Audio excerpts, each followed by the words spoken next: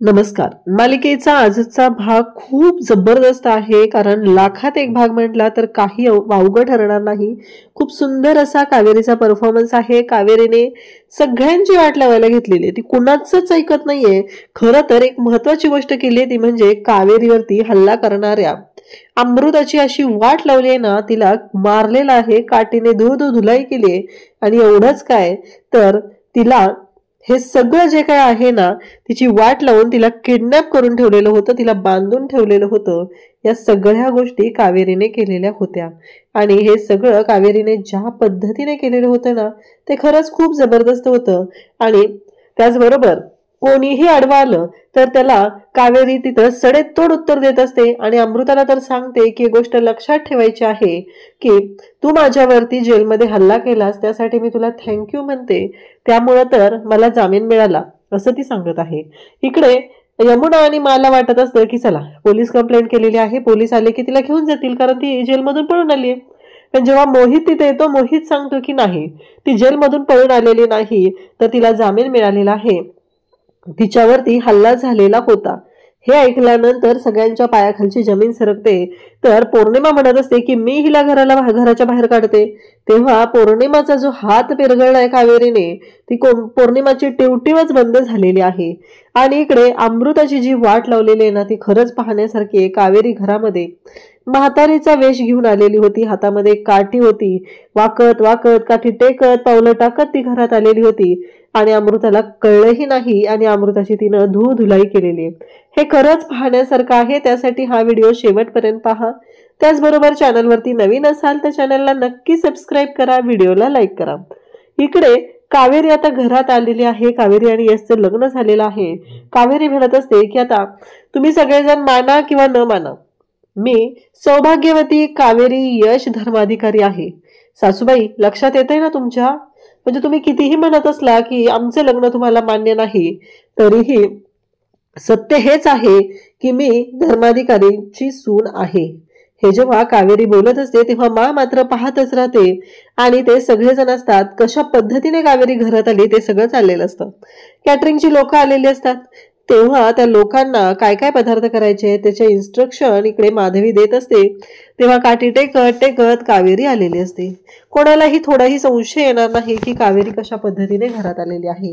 त्याचबरोबर कावेरी पाहते, आणि जेव्हा तिला बराच डिस्टन्स कव्हर करायचं असतं त्यावेळेस कुणी आजूबाजूला नाही ना हे लक्षात घेते, आणि भरभर चालत अमृताच्या रूम पर्यंत पोहोचते. इकडे माला जाणवतं की कुणीतरी आलेलं आहे, कारण मा अमृताला लग्नाची साडी जी नेसायची आहे ती द्यायला आलेली असतात. आणि मग मा तिथे आलेले आहेत, ती साडी देत आहे. त्याच वेळी मला लक्षात येतं कुणीतरी बाहेर आहे का, असं म्हणत मा तिथे जातात आणि पाहू लागतात, तर त्यांना कोणीच दिसत नाही. कावेरी तिथेच बाजूला लपून बसलेली असते. इकडे अमृता मात्र जाम खुश असते, कारण आता ती यशची बायको होणार आहे, धर्माधिकाऱ्यांची सून होणार आहे. या गोष्टीचा तिला खूप आनंद झालेला असतो, कारण तिला माहिती आहे ना की आता हे सगळं जे काय आहे ना ते आपलं होणार आहे. आपण या सगळ्याचं वाटोळं कसं करायचं हे ठरवलेलं आहे, असं तिचं म्हणणं असतं. त्यामुळं इकडे या सगळ्या गोष्टी जेव्हा घडत आहेत तेव्हा कावेरी आता तिथं आलेली, अमृता खुश आहे. आणि मग ती म्हणते, अमृताला येऊन तिथं म्हणते की पोरी, कसं आहे माहितीये का, माणसाने ना माणसाचं मन सुंदर असावं. तुझ्यासारखं हे जे आहे ना हे असल्याला काही उपयोग नाहीये. माणसाचं जर मन निर्मळ असेल, मन सुंदर असेल ना, तरच माणूस सुंदर दिसतं. ह्या वरवरच्या सौंदर्याचा काही उपयोग नाहीये, असं जेव्हा कावेरीने सांगितलेलं असतं तेव्हा अमृता म्हणते, तुम्ही कोण आहे आणि या घरात कसं घुसलात, संबंध काय तुमचा, तुम्ही कसं घुसू शकता या घरामध्ये, असं अमृता बोलत असते. तेव्हा मात्र ती म्हणते की कळेल ना तुला मी कोण आहे ते, असं म्हणत कावेरीने काठी उघडलेली असते आणि कावेरी सरळ उभी राहते. तेव्हा ती म्हणते, आठवलं का मी कोण आहे ते? नाही लक्षात येते ना? नाही तरी पण कळलं नसेल तर डोळ्यावरचा चष्मा काढते, असं म्हणत कावेरीने जो चष्मा घातलेला असतो तो चष्मा काढते आणि मग दाखवते, आता बघ कोण आहे ते, असं हे बोलणं चाललेलं असतं. तेव्हा मात्र अमृता म्हणते, तू तू इथं कशी आलीस, तुझी तर मी वाट लावली होती ना, आणि तू जेलमधून. तेव्हा कावेरीनं ते ओरडायचं नाही. कावेरीनं जी काठीनं धुलाई करायला सुरुवात केलेली असते, अमृताची अशी वाट लावलेली असते की अमृताला कळायचं बंद झालेलं असतं, कारण अमृता ज्या पद्धतीने वागलेली असते, ज्या पद्धतीने अमृताने त्रास दिलेला असतो कावेरीला, जेलमध्ये सुद्धा तिला सोडलेलं नव्हतं, म्हणून कावेरीने आता तिची वाट लावायला घेतलेली आहे. अगदी टेट फॉर टॅट, जशाच तसं ज्या पद्धतीने अमृता वागलेली आहे त्याच पद्धतीने तिला तिच्या कर्माची शिक्षा मिळत आहे. इकडं कावेरी म्हणते की गप्प राहायचं, तिचं तोंड दाबते, तिथंच असलेला दोर घेते, तिला बांधते, तोंडात एक रुमाल कोंबते, हातपाय बांधून ठेवलेले असतात खुर्चीला आणि म्हणते की आता बस, एक शब्द सुद्धा काढायचा नाही. आता जे मी सांगेल ते बोलायचं, ते मी रेकॉर्ड करून घेणार आहे, कारण तू काय आहेस, तू काय लायकीची आहे ना हे मला चांगलंच माहितीये. तसं इकडे कावेरी अमृताला सांगत आहे. कावेरीच्या हातामध्ये काठी आहे. कावेरी म्हणते की तूच बाबांना मारलंस ना? नाही, तुला तर चांगली काठी चालवता येते का? मला माहित नव्हतं. बाबांना तूच मारलेला आहेस, हे खरं आहे ना? असं म्हणत कावेरी अमृताची वाट लावत असते. आणि तेव्हा मात्र अमृता म्हणत असते, काय बोलतीस तू हे सगळं? कावेरी म्हणते, आता बोलायचं नाही, आता फक्त एकच गोष्ट तू करायची आहे, आणि ती म्हणजे याच्यावरती रेकॉर्डिंग करायचं. जेवढं मी सांगेल ना तेवढंच रेकॉर्डिंग करायचं आहे असं सांगितलं जातं. तेव्हा मात्र कावेरी आता तिला सांगत असते काय काय करायचं आहे. कावेरी म्हणते, त्यात एवढंच सांगायचं की आमच्याकडची तशी पद्धत आहे, नवरा मुलगा मुलीचं तोंड पाहत नाही, असं तिला रेकॉर्ड करायला सांगते. तेव्हा मात्र इकडे कावेरी हे सगळ्यांना ऐकवलेलं असतं. कावेरीने जेव्हा तिला विचारलेलं होतं की हा घोंगट का घेतलेला आहे, तेव्हा मधूच्याच आवाजात सगळ्यांना ऐकायला आलं होतं, त्यामुळे कोणाला काही शंकाच आली नव्हती. आता यश हे सगळं ऐकल्यानंतर यश चिडलेला असतो. यशला कावेरी म्हणते, अहो असं काय करताय तुम्ही, नवरोबा आहात ना माझे, असं नका करू, तुम्हाला माहिती आहे ना आपलं लग्न झालंय, विसरलात का तुम्ही? गुरुजींनी सांगितलंय आपलं लग्न झालेलं आहे, असं कावेरी बोलत आहे. तेव्हा मात्र यश कावेरीकडे पाहत असतो. म्हणजे इथं खरं तर कळतच नाहीये की यश नाटक करतोय का काय आहे, नक्की यशच्या डोक्यात काय चालू आहे. ह्या कुठल्याच गोष्टींची ना खरं तर कळत नाहीये की यशला नक्की काय करायचंय, तो कशा पद्धतीने रिॲक्ट करतोय, यातलं काहीच लक्षात येत नसतं. तेव्हा मात्र इकडे पाहायला मिळतं ते म्हणजे यश कावेरीकडे पाहत असतो. कावेरी म्हणत असते की अहो असं काय करताय तुम्ही विसरलात का? तेव्हा पौर्णिमा म्हणते, आता मीच हिला घराच्या बाहेर काढते, सोडत नाही हिला, असं पौर्णिमा म्हणते. आणि पौर्णिमा कावेरीचा हात पकडायला जाते. आता पौर्णिमाने जर कावेरीचा हात पकडला तर काय होऊ शकतं सांगा? कारण काहीही झालं तरीही पौर्णिमाने ज्या क्षणी हात पकडलेला असतो त्या क्षणी कावेरी हात धरते आणि म्हणू लागते की एक गोष्ट लक्षात ठेवायची, मला काठी चालवता येते, लाठी काठी चालवणारी मी आहे, आणि जर मी लाठी काठी चालवली तर काय होऊ शकतं याचा अंदाज आहेच तुम्हाला, असं ती म्हणत असते. कसं आहे, आता एका खुनाचा आरोप माझ्यावर आहेच, आणि अजून एका खुनाचा आरोप जर माझ्यावर झाला तर काहीच होणार नाहीये, एका खुनाला पण फाशी, दुसऱ्या खुनाला पण फाशी, असं कावेरी बोलत असते. तेव्हा मात्र इकडे कावेरीला बोलायला यमुना येते. यमुना तिथं बोलायला सुरुवात करते. यमुना म्हणत असते की बस झालं, हे सगळं जे काही चाललंय ना ते अति चाललेलं आहे, तुमच्या कोणाच्याच लक्षात आलेलं नाही, कारण तुम्हाला सगळ्यांना असं वाटत आहे की यामध्ये यशचा काही हात नाहीये, पण हे सगळं यशने केलेलं आहे, यश सुद्धा तिला सामील आहे, असं ती बोलत असते. तेव्हा कावेरी म्हणते, यमुनाताई बस झालं, तुम्ही पण खूप वेळ झालं बोलताय, आणि यशला म्हणते, अहो चला ना बस झालं आता सगळं, असं म्हणत यशकडे कावेरी जाते. त्या क्षणी यश खूप जोराचा धक्का देतो कावेरीला. तो विचारच करत नाहीये की तिला किती लागेल, काय होईल. कावेरी म्हणते, काय होईल? तेव्हा कावेरीच्या डोक्याला मार लागलेला असतो, तिच्या डोक्यातून रक्त येत असतं.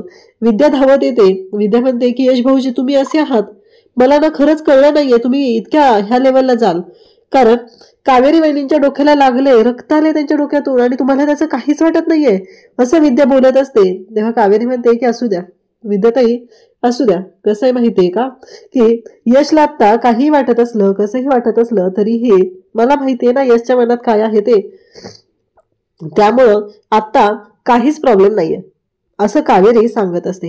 तेव्हा मात्र कावेरी म्हणते की मी असं समजेल की माझ्या भांगात यशने कुंकू भरलेला आहे, असं कावेरीचं बोलणं आहे. तेव्हा यश मात्र कावेरीकडे पाहतच असतो, आणि त्याच वेळी कावेरी यशला म्हणत असते की बरोबर आहे ना, तुम्ही माझ्या भांगात कुंकू भरले असं समजू ना मी, असं ती सांगत आहे.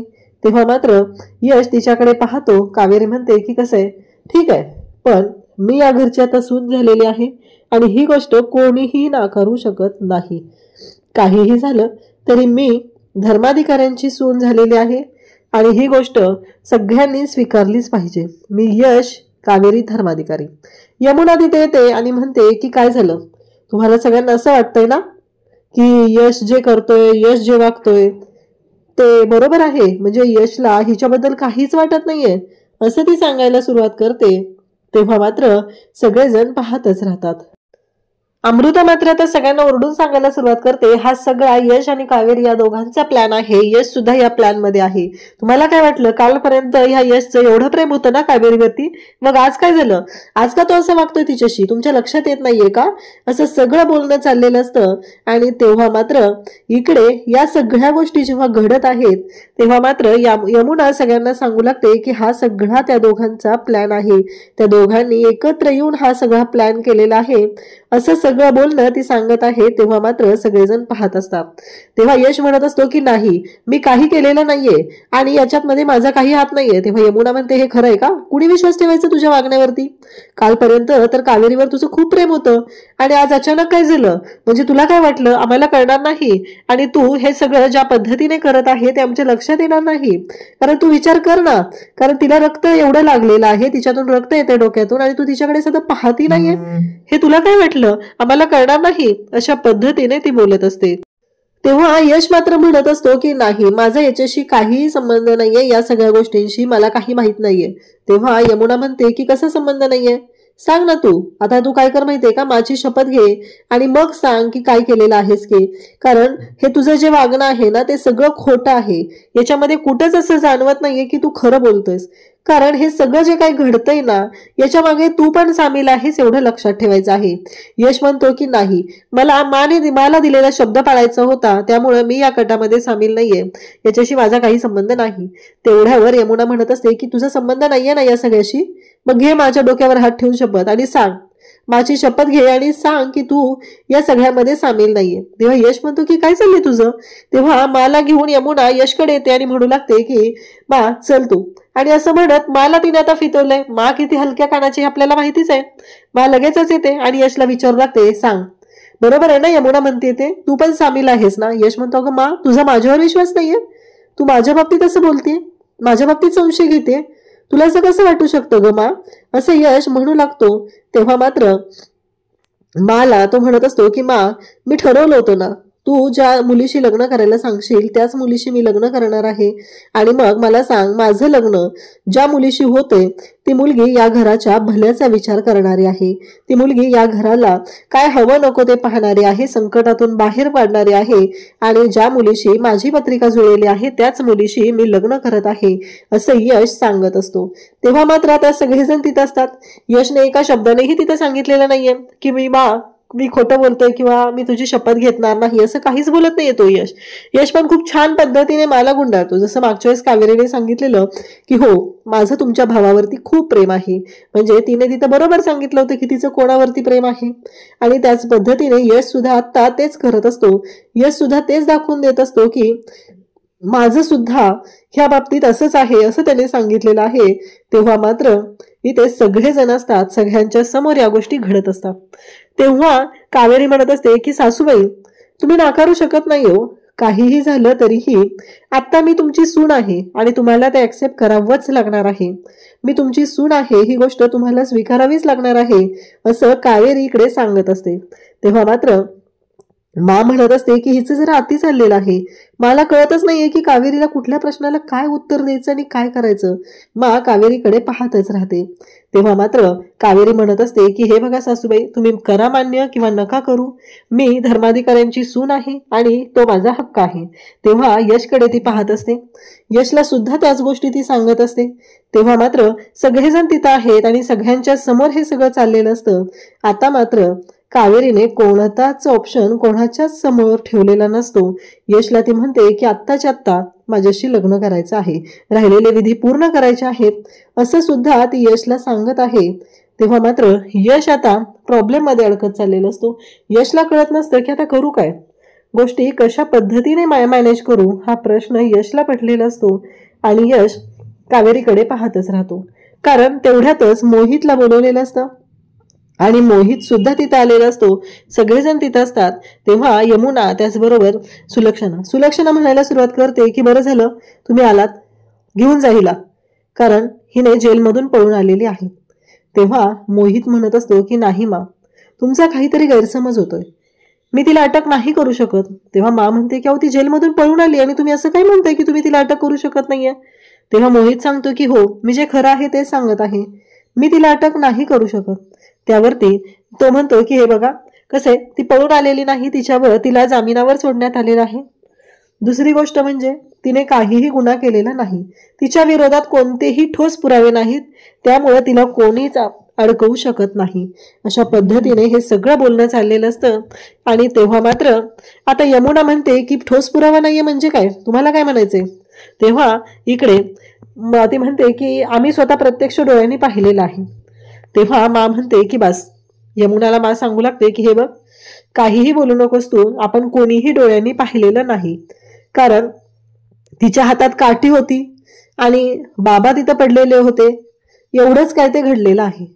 या व्यतिरिक्त हे सगळं जे काही आहे ते आपण पाहिलेलं नाही. म्हणजे खरंच बाबांना तिनं मारलंय का, ही गोष्ट पाहिलेली नाहीये. तेव्हा आता लगेचच कावेरी बोलायला सुरुवात करते, म्हणजे झालं तर आता तुम्हाला कळलं ना, मी मारलेलं नाहीये आणि मी निर्दोष आहे, म्हणून तर मला जामीन मिळालाय, असं ती बोलायला सुरुवात करते. सगळेजण पाहत असतात. आता मंगळसूत्र घेऊन ती कावेरीच्या यशच्या पुढे उभी आहे. यशला म्हणत आहे की एक गोष्ट लक्षात ठेवायची आहे की आत्ताच आता हे मंगळसूत्र गळ्यात घालायचं. तेवढ्यातच अमृता येते आणि यश काय झाले हे मावशी, म्हणजे ताईने जो डिसिजन घेतला तोच डिसिजन मलाही घ्यावा लागणार आहे, मलाही माझं आयुष्य संपवावं लागणार आहे, मला यश सोबत लग्न करायचंय.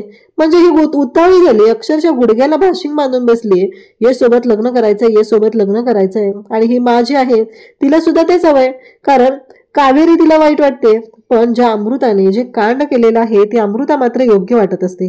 तेव्हा मा म्हणत असते की असं नको बोलू, यश आणि तुझंच लग्न होणार आहे. तेव्हा कावेरी म्हणते की पूर्णपणे चुकीचंय. एक गोष्ट लक्षात ठेवा, काहीही झालं तरीही माझं आणि यशचं लग्न होणार आहे, कारण यश आणि माझे विधी पूर्ण झालेले आहेत. लवकरात लवकर हे मंगळसूत्र माझ्या गळ्यात घालायचं आहे, असं यशला कावेरी सांगते.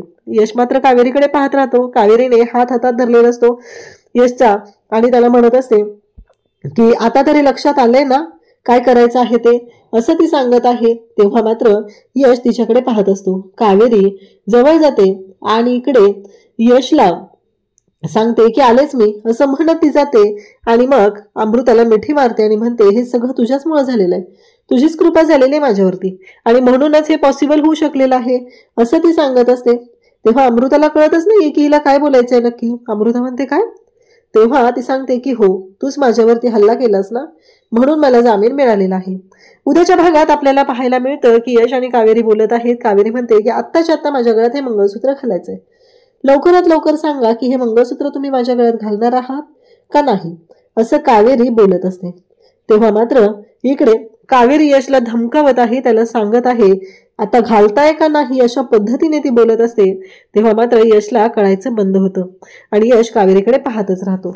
आता यश कशा पद्धतीने मंगळसूत्र घालेल हे आपण पुढे पाहणार आहोत. अशाच अपडेटसाठी चॅनलशी कनेक्ट राहा. थँक्यू.